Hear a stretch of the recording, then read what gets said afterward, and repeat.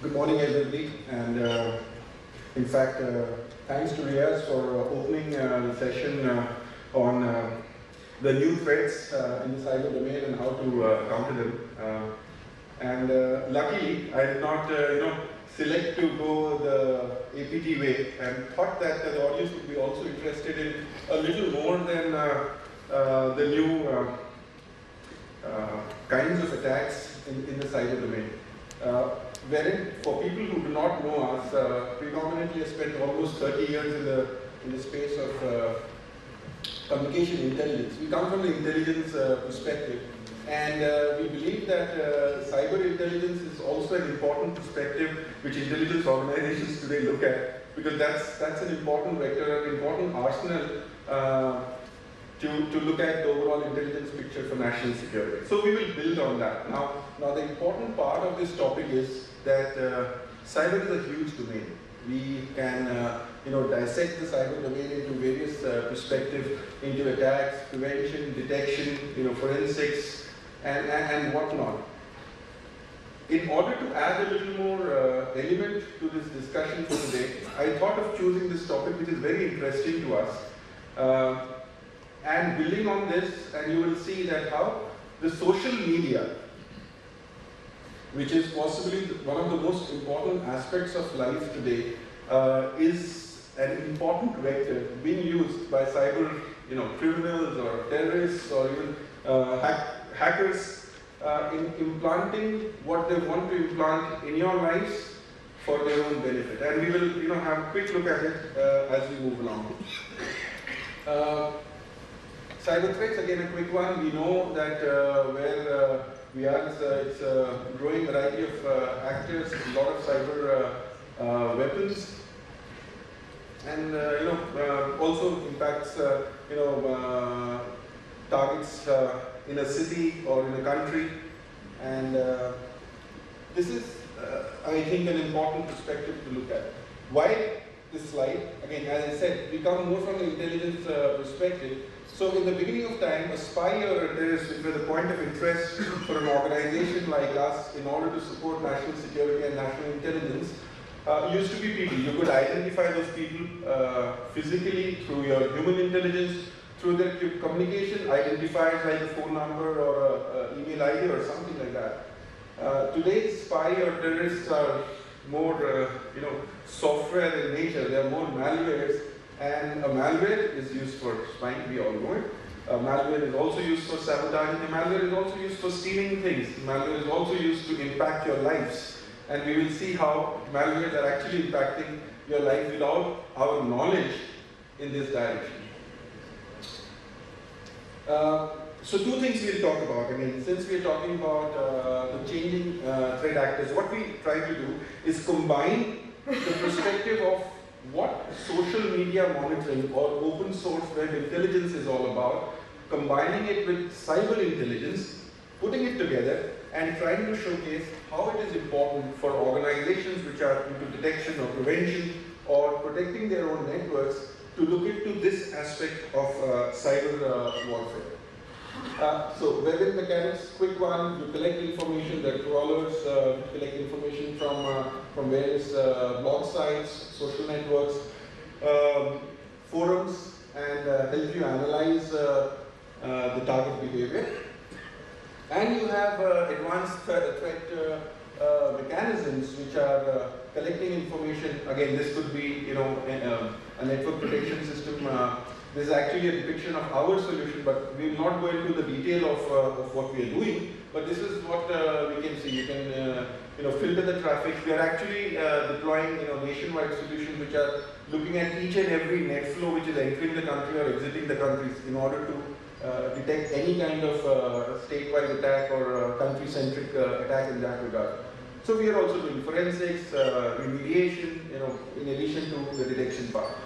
However, this is the less important part of this discussion. The more important part of this discussion is what is the inference we can draw out of these two aspects put together. Now we know that the threat protection in the cyberspace, we can do the network analysis, we can do some kind of retroactive analysis, we can do remediation, we can do some forensics and get out some information. And from the web intelligence perspective, people who understand this perspective, I believe that most of us do, it can help us to get a lot of public sentiments. It helps us to get a lot of historical information and a lot of information about areas which is out of your coverage area, which means that it might be trends or sentiments about certain things or information which is less to do with your country, could be outside your country as well. And since cyber is more to do with, it's a boundaryless aspect, so this is an important perspective to look at. Why are we talking about the social media perspective and the cyber together? Very small perspective, or a very important perspective. Most of the cyber criminals today use the social media as an important attack vector. This is a known fact. Knowingly or unknowingly, we all participate in this perspective. How many people on a Twitter, when they get a link that go to this link and you will possibly participate in a for example, in a contest, are excited to click that link and actually get led to a page which is completely gibberish. A lot of us do, without knowing that possibly that page is actually an instruction for a command and control to be activated on your mobile phones or on your PCs. I'll give an example just to reiterate this, because with the shortage of time, I do not want to dwell too much upon it. We'll give an example and actually show, which we have identified, which we presented in some of the international forums as well, that how this, using of the social media is becoming more and more, as a tool for cyber activists to attack or, implant an attack. Most of these words may be common to all of us. At least I did not know them till a few days back. Trend jacking and bot blogs. Other spear phishing, cyber terrorism, cyber ransomware we have heard. Now these kind of things are very, growing, and possibly this list of new words will keep on increasing as we go along. And I will quickly come to the actual site. Now, what was the important perspective of this particular attack? And you will see, it was, through a social media perspective on one of the social media blogs, a link was provided to all the people to go click that link and to get something, to participate in something or to get something. The link actually resulted in a page which did not contain too much of information. However, on analysis of this link, what could be seen is that it was actually an instruction for a command and control, malware to get activated. It was actually pointing out with few words in the beginning as a sentence to an IP address and to a kind of keys which were required to activate that particular malware. This was identified. This was identified based on certain processes or solutions which we had actually identified and presented. And if you look at it, most of these attacks, or let's say many of these attacks, are very low profile. So most of the antivirus or most of the detection engines would fail because they are, suppose like this one was a Chinese malware, or was detected by a Chinese antivirus engine. It could not be detected by most of the popular engines. Now that also gives us a thought, and I was discussing with my with my folks that how many of us have actually thought about regional antivirus perspectives. We have possibly an OS which is written in a regional language, and how many of us have actually thought about an antivirus which is regional in nature? Because the Chinese antivirus company could detect something which other top-of-the-line antivirus organizations could not detect.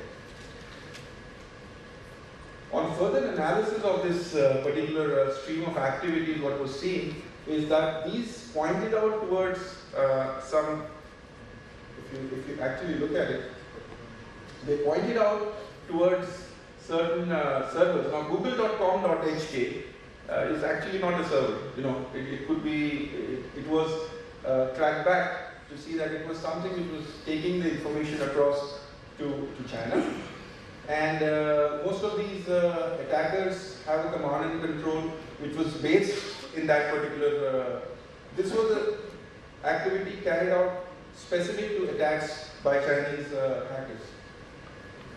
The way it was camouflaged, the way it was executed was so phenomenal that if you did not have an engine which looks into the social perspective, because then what we did, we activated these strings on the social media monitoring engine and actually were able to get a lot of trends about this particular attack.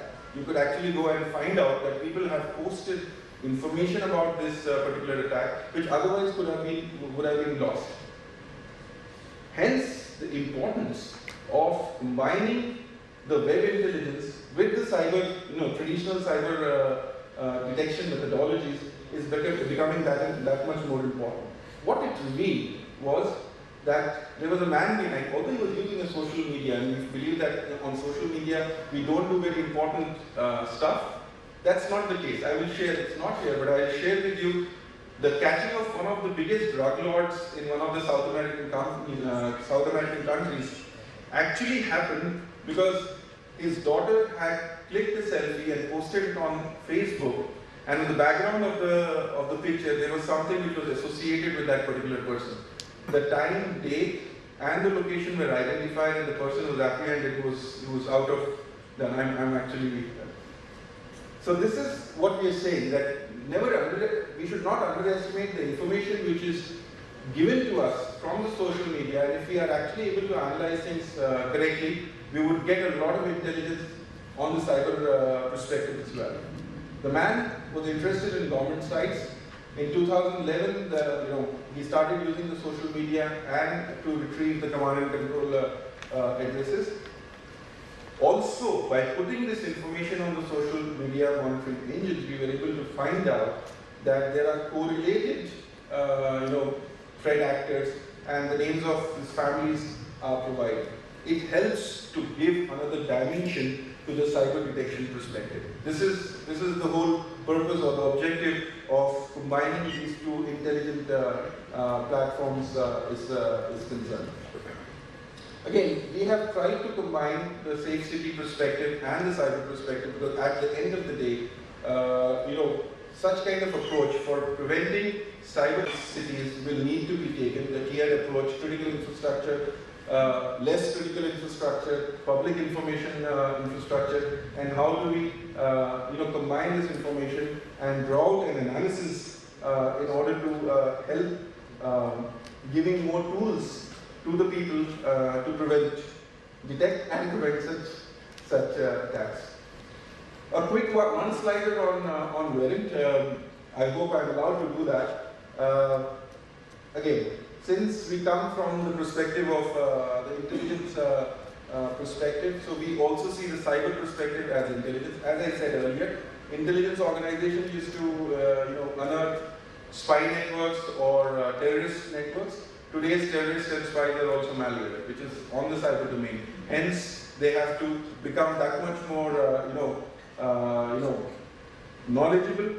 Obviously, they are trying to do that in order to, perform well as far as the cyber detection and prevention is concerned. Without taking much time, since Dr. Vyad pointed me out that the time is almost running out, I would like to end this note by saying one thing. The number of tools or the advancements that the cyber activists are making are immense. We need to develop various detection engines which are network centric and also look at the other tools like the social media monitors as well in order to combine our forces and bring to the table a solution which would give us or help us to bring those blips or detection perspectives for preventing these cyber attacks, or at least to know about them and learn from them and use the overall internet, and the social media and the blogs to help us in this endeavor. Thank you so much.